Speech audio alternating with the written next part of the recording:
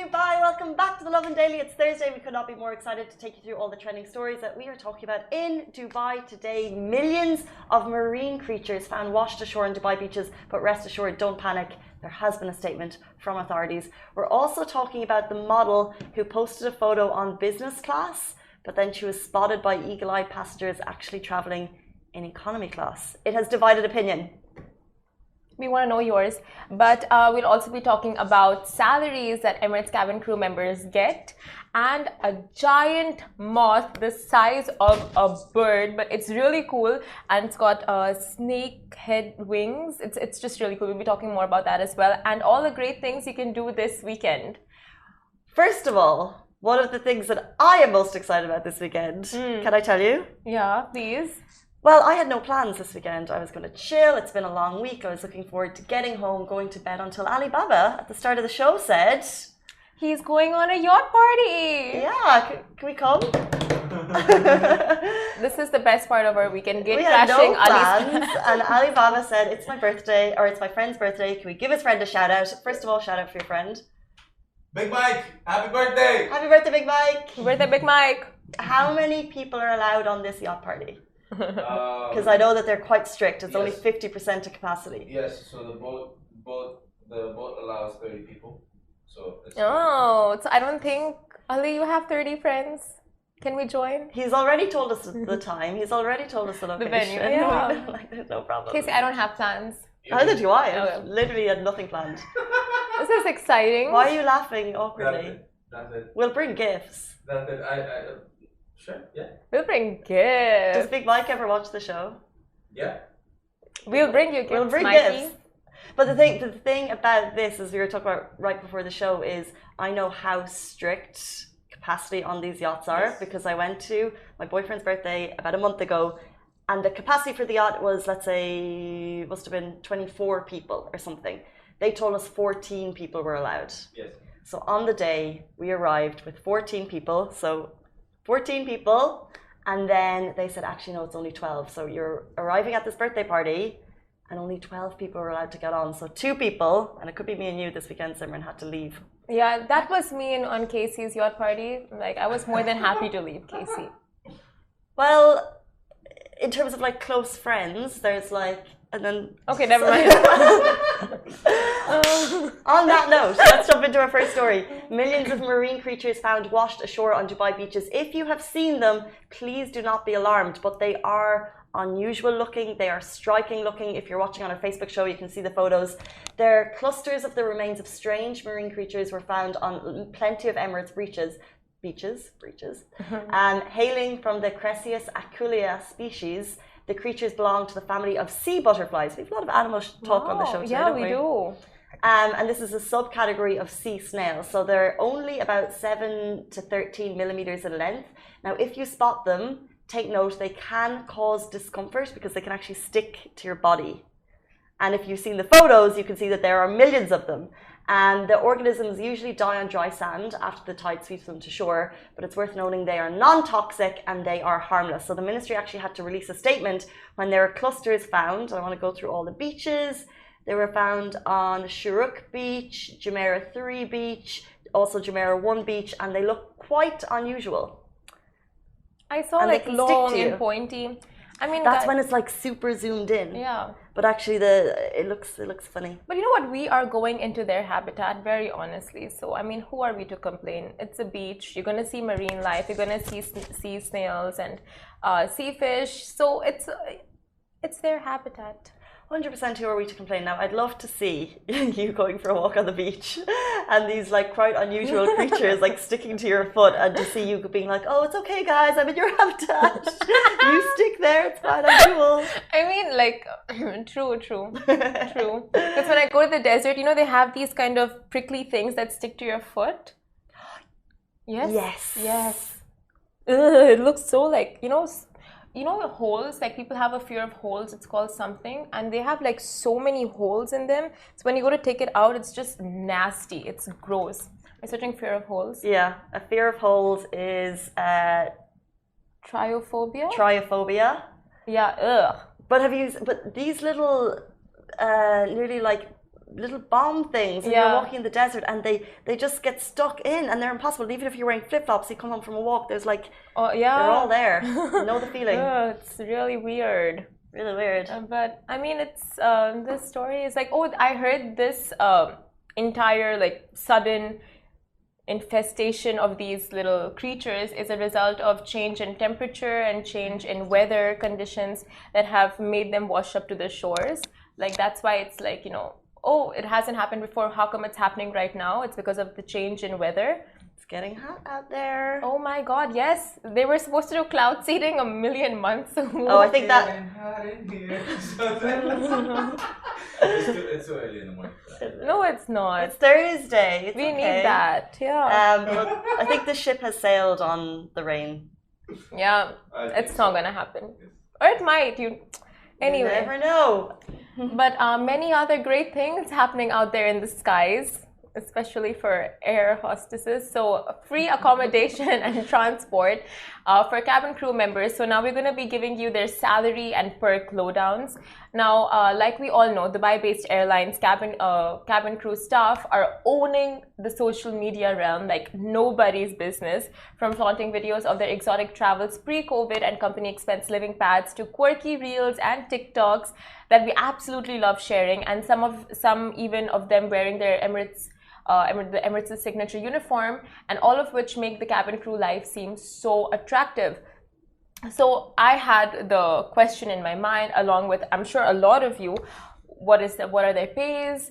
What are the benefits? Career change? Well, I really would, but there are some shortages, like my height. Yeah. So you need to pass specific requirements, but once you do, the benefits are not bad. Not bad at all. Not bad at all. You could have totally gone into the cabin crew life. Potentially, yeah. But once I moved here, I realized that they do have like heaps of benefits. But you could have totally. I went the teacher route. Yeah, that's not bad either. No, it's not bad. Both are. But I'm not into that wanderlust and moving around. Like, anyway. Imagine just doing nice hotels, traveling to cities. Yeah, just not my thing. Not our thing. Yeah. But here's a breakdown of their pays and benefits. Now, their basic salary. Now, this is all there on their website, which you can check out. It's in the Emirates career portal, and you can check out the requirements, and all of this information is there if you want to look through it and if you want a proper breakdown. And also we have an article live on our website, and this cabin crew member, she herself breaks it down and she says like what she's earning and what's the average and all of that, so it makes it easier for everyone to understand. Thanks, Debbie, for sharing, by the way, because when we posted it, I think a lot of people she knows got in touch with her and shared her, and then she shared on Instagram. So if you're watching, thank you. Oh, yes, Debbie, great job on the video. That's how we even got the idea for this article. So all cabin crew members receive a basic salary of 4,260 per month, which is subject to their position and their ranking in the company. And the starting salary can increase with the number of years you spend with the company. Now that's your starting, but you get an additional pay for your flying hours, which is 61.25 per hour. That is also subject to your ranking and your position in the company. And now 61.25 for flying hours. Now the average flying hours before COVID, pre-COVID, was 80 to 100 hours, and now according to what Debbie says, it's 50 hours if you're lucky. So that average is about, now if we take the 80 to 100 flying hours, the average salary, the starting salary for an Emirates cabin crew member is 9,770 per month, and that is the starting. You can level up as the number of years you spend with the company increases. That's pretty nice, right? Like for a starting salary, not bad at all. Not bad. My starting salary was 7,200 with some extras, so accommodation, nice, flight, bills and things. Honestly, I feel like accommodation takes up most of your salary. Yeah. Simran is that was so found. Simran is in the middle of house hunting and it's going really well. Yeah. Yay. Everyone loves to move. Oh my God, right? It's the best thing in the world. Moving. I don't mind it. Really? Maybe because you're a light traveler, like light packer. Oh no, I'm a mess. You have a lot of luggage? I have a lot of stuff. Baggage. You carry a lot of baggage? Emotional baggage, yeah. Let's talk about their accommodation. Their accommodation is pretty attractive. So now this is, it's there on their website, and also like Debbie clarifies on this. Now accommodation allowance is of 50,000 to 70,000 dirhams per year. Now 50,000 for those who are in economy moving up to business, and 70,000 is for like managers, supervisors, and all of them. So it solely depends on rankings.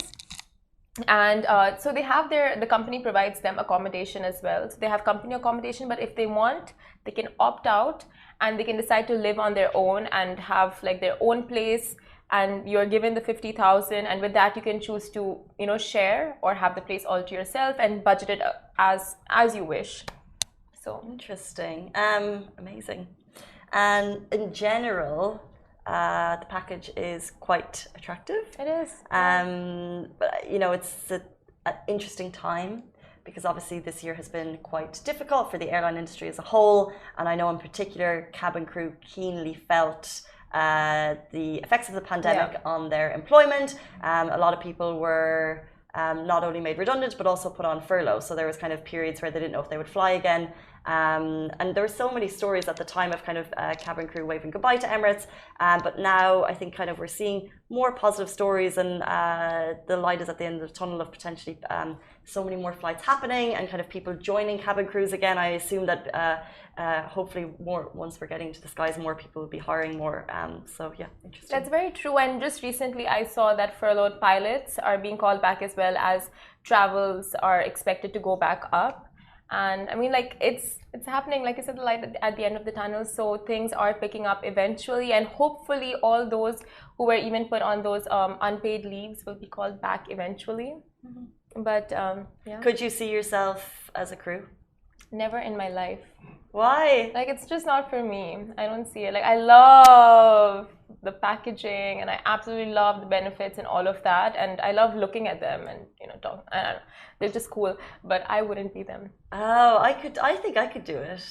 I think I could. Yeah, I could. But you now could easily. I think I could have done it in my 20s. No, I think you could pull it off now. Casey. Oh, but so now I'm way more settled. So let's say, like, oh yeah, you know, as in I like to be. I'm very settled into my routine in that, like, I like to go to bed at like 9 o'clock and I like to wake up at 7. But when I was in my 20s, that was a whole other story, and I didn't have a time frame. Anyway, moving on to yeah, we are moving on. Just like my exes. Interesting.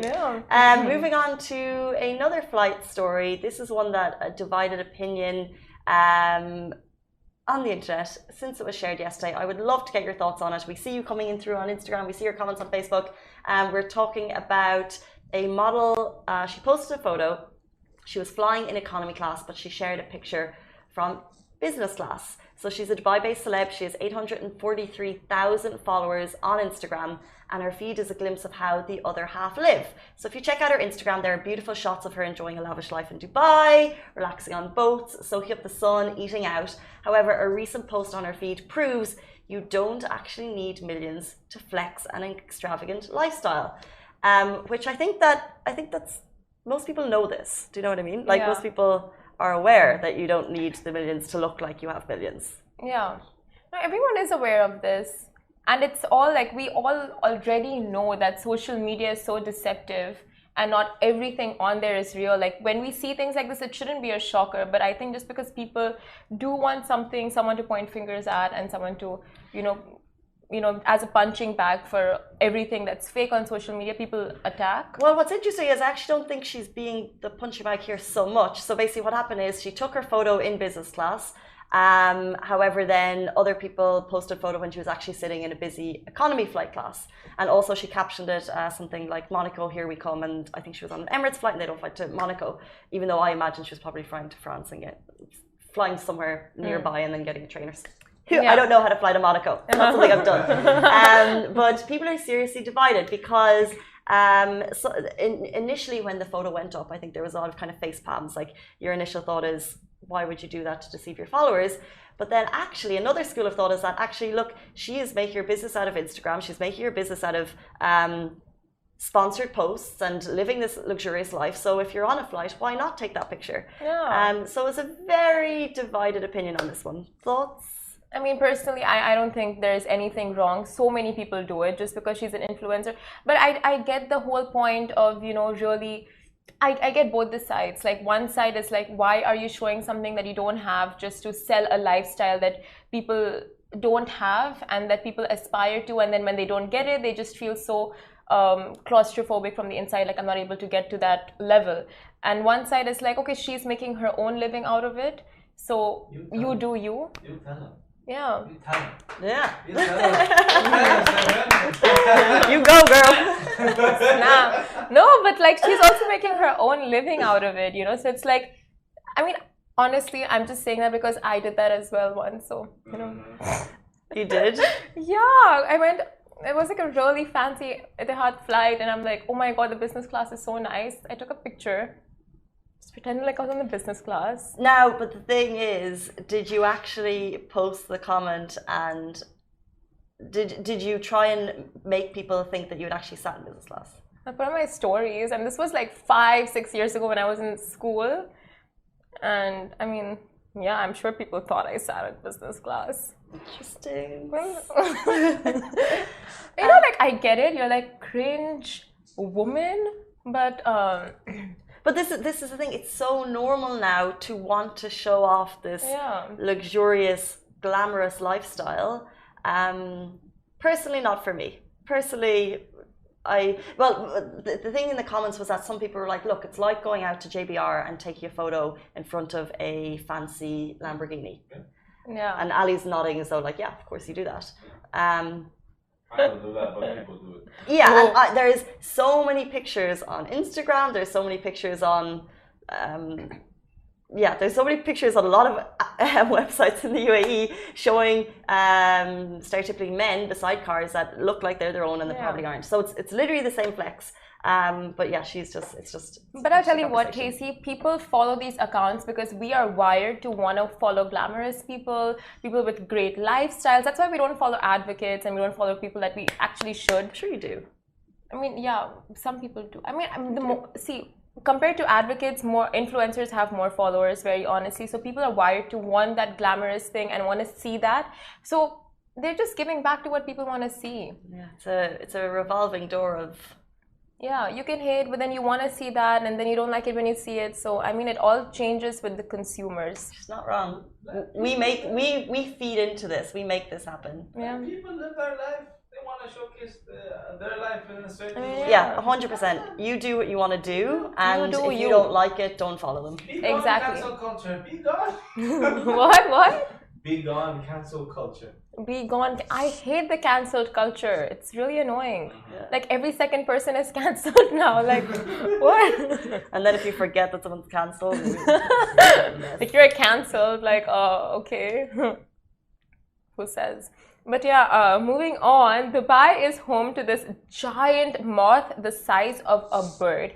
And like you can see in the video beside us, it's pretty cool, like kind of eerie. It's just like, you don't really know what to think about it. Like it's a giant moth, The small ones are cute, but like it's intriguing. But anyway, so deep within the serene butterfly sanctuary at Dubai Butterfly Garden, you will find a giant 6-legged atlas moth the size of a bird. Now, this Dubai resident Fazil Jannat shared a video of this intriguing insect on his Instagram stories and wrote, "Big dude came to say hi."